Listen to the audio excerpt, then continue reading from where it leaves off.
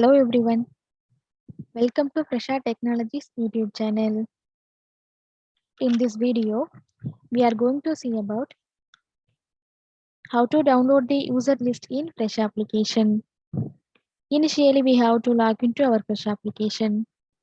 After your successful login, this is how your dashboard looks. Now, go to the management module. Here we have to select the user access menu.